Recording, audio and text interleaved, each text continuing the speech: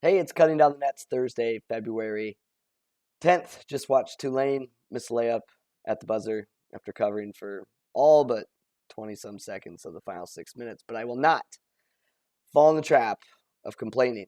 It's just something I don't like to do. I'm going to bet 1,000 games this year. It just comes with the territory. But I think 3 of my last 6 losses have been on the number. But it means my number wasn't good enough. So we move on. So including the Tulane loss, we're sitting at 56.4% on the year, 57.5.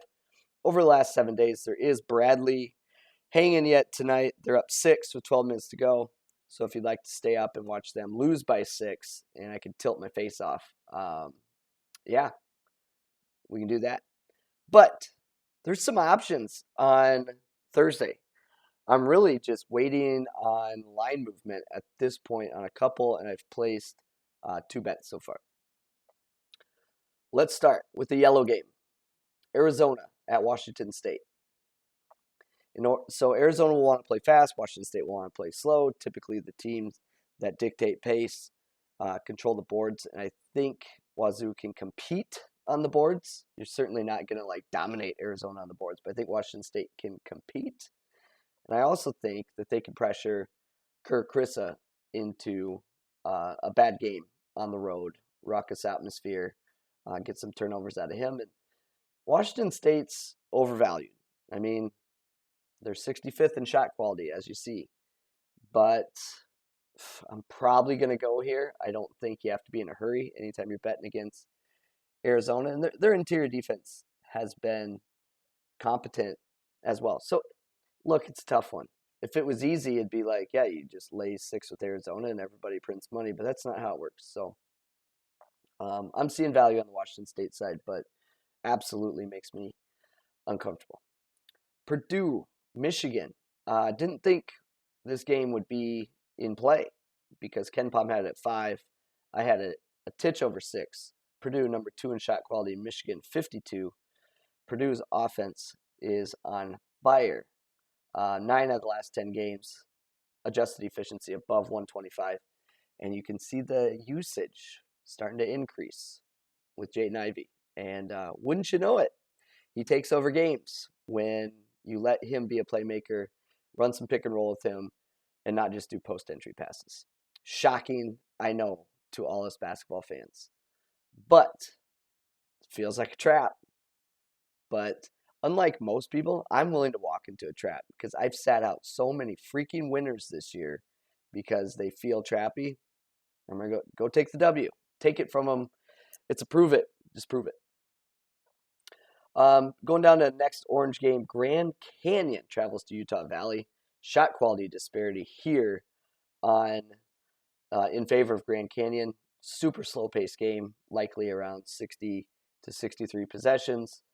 Both teams have offensive concerns. I trust Grand Canyon's a little more. And then a turnover edge for Grand Canyon, slight rebounding edge for Utah Valley, but Grand Canyon's big. It's not too much to sweat. So what's holding me back is just there's not much value here. So KenPom has Utah Valley by 3. The line's 1.5. So I'm just kind of monitoring that one. Willing to set it out if I don't get what I want. But I'd like to get my full possession of value. And in this case, that's going to be accepting a dog at under a full possession, which I don't like to do, but I'm willing to do. Florida Atlantic at Western Kentucky. These teams can shoot the lights out for sure. They can both turn each other over. And FAU has a rebounding edge. So shot quality has these pretty close, 92 and 79. Offenses and defenses close enough. Western Kentucky favored by 5. I get that Florida Atlantic has been running a little hot, but that feels like too many points. So I'll have to make a decision there. I don't know what to do. If people are going to fade the Owls because they've been hot, Western Kentucky's at home, not sure. Next up, Weber State, Eastern Washington. So big shot quality disparity here, but from a matchup perspective, plus matchups for both offenses. I think their first game saw like 170 points too, which isn't surprising when looking at how they match up. Eastern Washington, a little sloppy with the basketball, so there's some concern there. And then a big free throw rate edge for Weber State, and we saw that come into play in the first game where Eastern Washington shot 9 free throws and Weber State shot 29 free throws. But style of play, too. I mean, Weber State's going to pound you in, and Eastern Washington's going to spread you out. Morehead State at Belmont. Tricky one here. We do have a shot quality edge to Belmont, but not too crazy. And I'm going to go ahead and crown Belmont king of the bad OVC teams. And then they'll get in some dogfights with some competent teams. And I would put Morehead State into the competent category. They do have turnover concerns.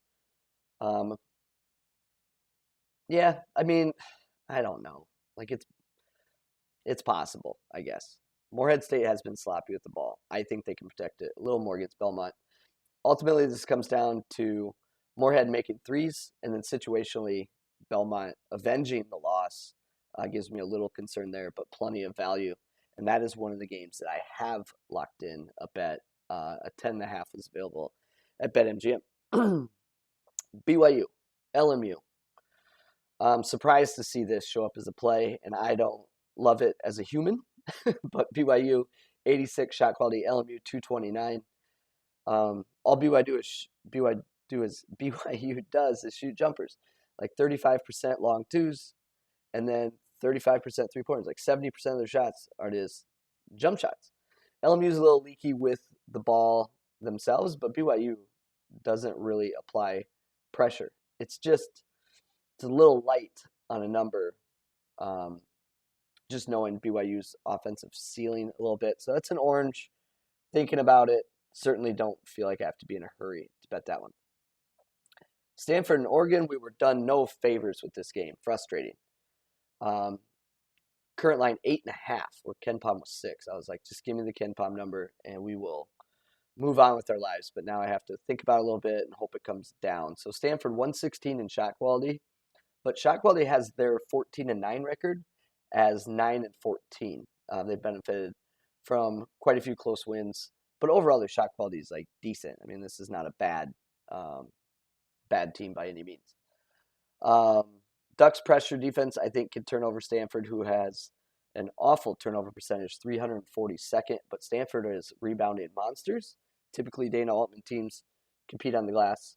So I like the team. I don't like the number right now, but I will find myself on the Duck side some way, somehow. Arlington at UL Monroe. Arlington 207 shot quality, Monroe 252. This is thin because these teams are bad. Just overall, Arlington's been slightly more efficient. Stylistically, Arlington plays decent defense and have pretty bad offense, and ULM is the opposite. Shot quality doesn't highlight that as much, which indicates that ULM's offense has been running a little hot, likely. So I make Arlington 3.5 point favorites. We're getting 1, but here's how I'd approach these 1 point spreads. There's just not much to gain betting a +1 because you're going to lay minus 110, and the only out you really have to worry about is a push, and you don't win that bet, so you get your money back anyway. So you probably want to look at the money line, but I mean, there's no favors there. Like even a +1.5 spread can sometimes have a minus 105 money line. So if I had a +1.5 at minus 110, that's enough for me.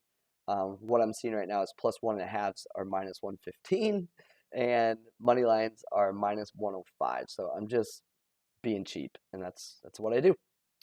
Riverside at Irvine. So Riverside 154 shot quality, and Irvine 221.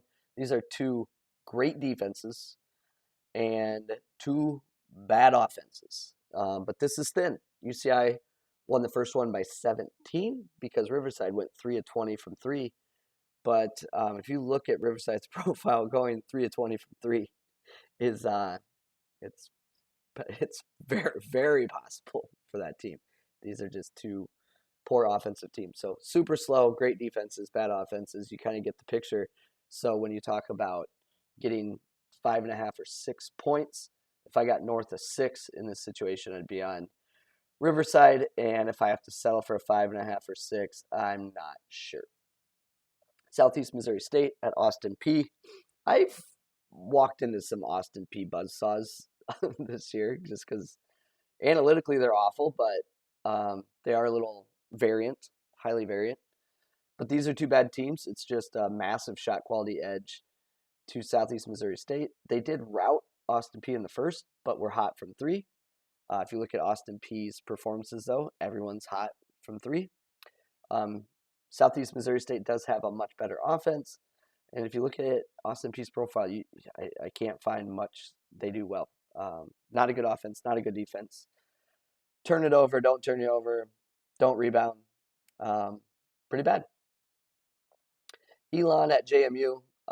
This one's thin, but concerned with the JMU shot quality mainly, and then there are a lot of matchup edges for James Madison. So Paddy's suggesting Elon here, and it's mainly because of James Madison's adjusted defensive efficiency, which is crazy.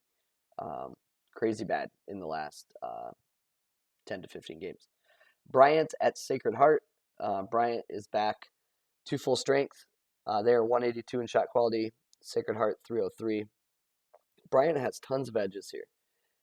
But they won their first game by 3 points, and I still can't figure out how. They went 23 out of 36 from 2, 8 out of 26 from 3. They forced more turnovers. They didn't get beat on the boards, and it was like, how is that a 3-point game? And, well, Sacred Heart shot about 50% from the field. It's tricky with these teams. But give me the shot quality edge, and let's get back. Yeah, that one stayed gray. It's below 3 points, so I'll move on to Mount St. Mary's and Wagner. I expect this line to go up as KenPom has it at 11. Shot quality, not all that close, but if we can get to where we're at more than 3 possessions, I kind of like it. The Mount against Wagner. Northeastern shows up as a fade yet again. Shocking. They're now 277 in shot quality. Delaware is 129. I do not like to lay points, but here we are again considering that. It's just, just don't like laying points. And when my card has too many, I get a little nervous. To my next point, South Dakota laying 6 against Nebraska Omaha. Nebraska Omaha 339 overall, 345 offense, 320 defense. South Dakota not great, but certainly better. First meeting, South Dakota won by 35. Omaha is an absolute sieve defensively, and 6 points, guys. Like KenPom's 9, I have 11. It's tricky. Like, is it a trap? I don't know. It's just the amount of winners I talk myself out of is crazy. And the reason I do that, by the way, is I've blindly bet my model before last year and the year before. Just like, I mean, we're talking thousands of games. Like, not even really factoring in injuries, point spreads. Oh, it says 22. Well, I have 27. I'm betting it. It's fine. Like 52.5 to 54% if you blindly bet it. And what I'm trying to do is grind my ass off to outperform that and do a little better. Bill and Mary at Towson. Bill and Mary is so bad. That's a tough one too. And then final game. Hey, Fort Wayne's back, everybody. I'm not going to play this, but I do want to point out that if you're going to lay 18.5 with Fort Wayne, you do it against the team that's holding open tryouts in February of an active college basketball season. Straight coffin. All right. So I've only bet 2 games so far. I bet Bryant minus 4.5, and I bet Morehead State plus 10.5. So I'm on the Oregon side. I just want a better number. KenPom 6. I don't want to lay 8.5 and then have that line drop to like 7 or something like that. Washington State plus 6. I just don't think you have to be in a hurry if you're going to bet against one of the elite teams. Purdue, if I'm going to do that, I probably do have to do that one pretty quick. The line has not moved in the last few hours, which was a little surprising to me. I was kind of looking to just get bailed out by it, and it looks like that's not happening. And then just figuring out this UT Arlington situation of like, am I going to get 1.5 at normal odds? Does it get to 2, or do I have to just bite the bullet on a money line? Some dogs I am considering. Grand Canyon, just trying to squeeze some value there. Florida Atlantic, just trying to squeeze some value there. And Southeast Missouri State, just trying to squeeze some value there. So hopefully you've enjoyed access to the spreadsheet, and hopefully you've had a little more courage than I have. And I think it would have paid off for you, because I feel like I'm sitting out winners left and right. But if a game is showing too much risk for the factors I identify in the description of this video, I just sit them out. Don't bet the other side or anything like that. Just pass. So this is cutting down the nets. Let's have a big Thursday.